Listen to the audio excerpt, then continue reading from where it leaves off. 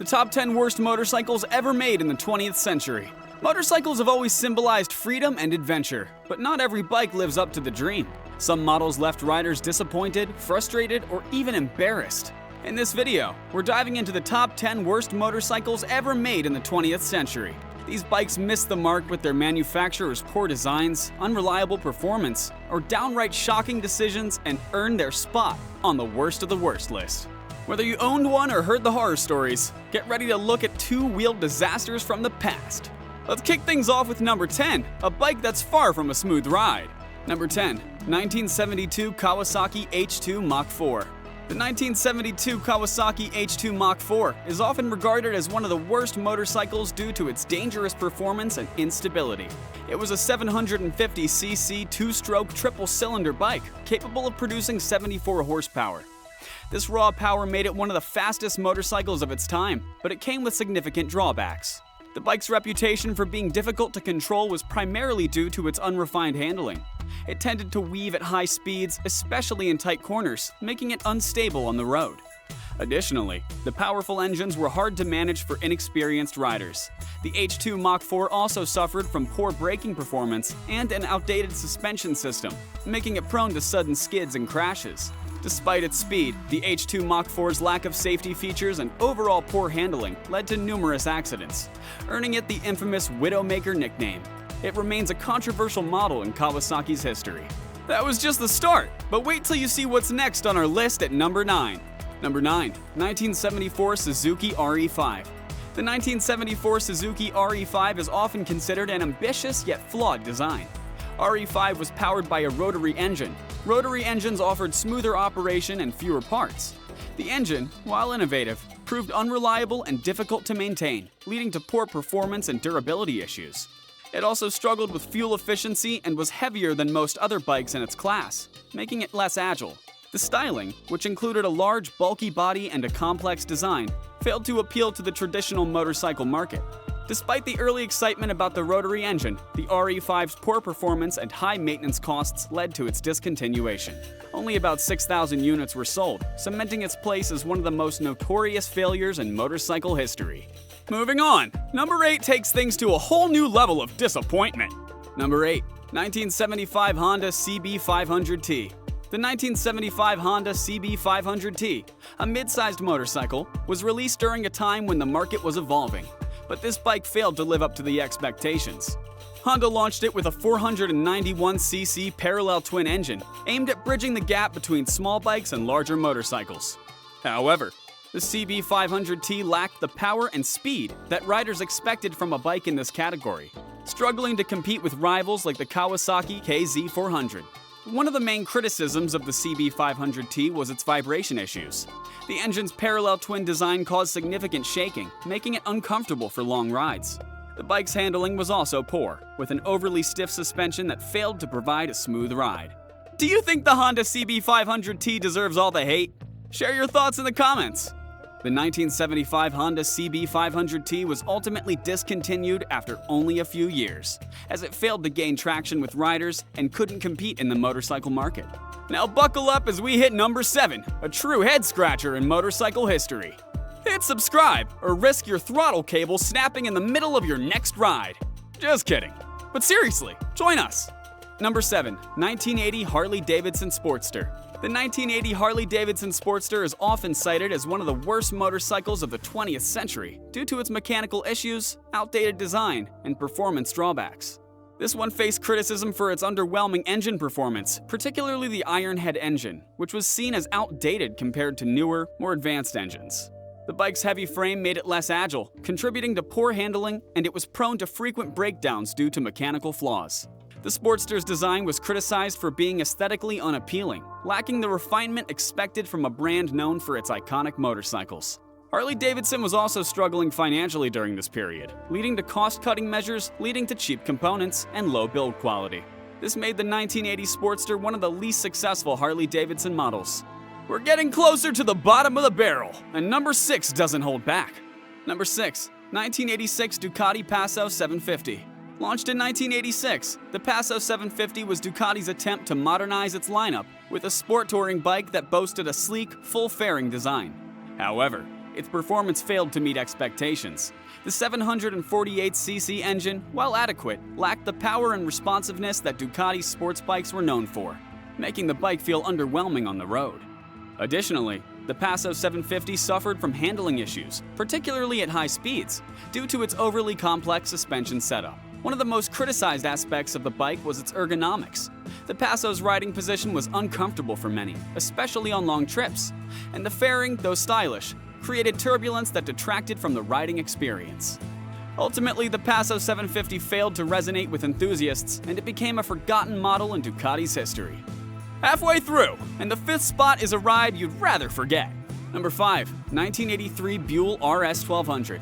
The 1983 Buell RS1200 was Buell's attempt to create a high-performance sport bike using a Harley-Davidson engine. However, the bike suffered from several design flaws that affected its reputation.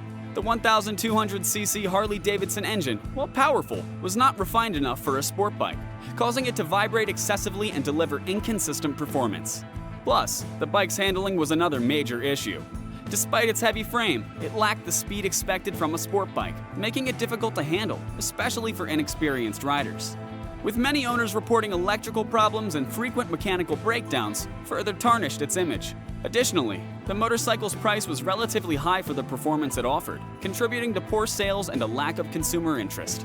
Ultimately, the Buell RS1200 failed to meet expectations, both in terms of performance and reliability, making it one of the most criticized motorcycles of the era. Things are heating up as we reveal the disaster that sits at number 4. Number 4. 1993 BMW F650 Funduro. The 1993 BMW F650 Funduro was launched as BMW's entry into the budget-friendly motorcycle market, but became a center of criticism due to its poor performance and reliability issues. While it was meant to compete with popular dual-sport bikes, such as the Suzuki V-Strom, the F650 Funduro suffered from numerous shortcomings. First, its engine. A 652cc single-cylinder lacked the power and smoothness expected from a motorcycle of its price range. Secondly, its weight, at about 400 pounds, made it harder to ride compared to other bikes in the same class. Another significant issue was its poor build quality. The bike was prone to electrical failures, fuel system problems, and oil leaks, which badly impacted BMW's reputation. While the bike was a low-cost entry point for BMW enthusiasts, it ultimately failed to meet the expectations set by the brand, leaving it with a poor reputation among riders. Don't be that person who forgets to put the kickstand down. Subscribe and keep your motorcycle history game upright. The countdown is getting intense, and number 3 is a true legend for all the wrong reasons. Number 3. 1997 Bimota V-Due. While Bimota is known for producing high-performance, Italian-made motorcycles, the 1997 Bimota V-Due slightly changed its course and became a part of the worst motorcycles clan due to its technical flaws and poor reliability. V-Due was Bimota's attempt to combine Italian style with advanced performance, featuring a 500cc two-stroke parallel twin engine. However, it suffered from severe engine issues, particularly with the fuel injection system. This system caused erratic fuel delivery, leading to inconsistent performance and frequent engine failures, leaving many owners frustrated. Have you ever ridden a motorcycle that let you down? Share your story in the comments below. Bimota's decision to use a two-stroke engine, which was already outdated by the late 90s, also contributed to the V-Due's problems. The motorcycle's handling was often described as unstable, and its overall build quality did not meet the expectations set by its high price tag. In the end, Bimota was forced to recall the V-Due and discontinue production in 2000. Only around 1,000 units were sold, with many of them suffering from severe mechanical problems. We're almost at the end, and number 2 is a motorcycle you'll never want to ride. Number 2. 1997 Suzuki TL1000S. The 1997 Suzuki TL1000S is often called the worst of the 20th century due to several major design flaws.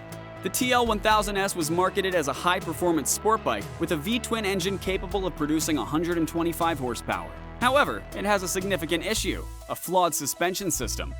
Suzuki equipped the TL1000S with a unique rotary damper in the rear, which was intended to improve stability. Unfortunately, the damper often failed to provide the necessary control, causing the rear end to behave unpredictably, especially at high speeds or during aggressive cornering. This design flaw resulted in many accidents and poor reviews.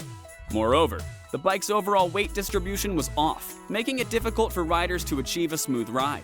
Despite its powerful engine, these handling problems overshadowed its performance, leading to its rapid decline in popularity and earning it a place on the list of the worst motorcycles from the 20th century. And now the moment you've been waiting for, the absolute worst motorcycle ever made in the 20th century. Do you have any guesses? If not, then let's check this one out together. Drum roll, please. Number 1. 1999 Excelsior Henderson Super X. The 1999 Excelsior Henderson Super X, although an attempt to revive a historic American motorcycle brand, fell short in critical areas. Despite its bold design and attempt to tap into the cruiser market, the Super X had numerous issues that led to its poor reputation. Firstly, the build quality was inconsistent, with reliability problems plaguing the bike. The engine, a 1,380cc V-twin, was underpowered for its size and struggled to match the performance of competitors like Harley-Davidson. Additionally, the bike's weight made it awkward for riders. The Super X also faced significant production delays, resulting in a very limited release and a high price tag for its class.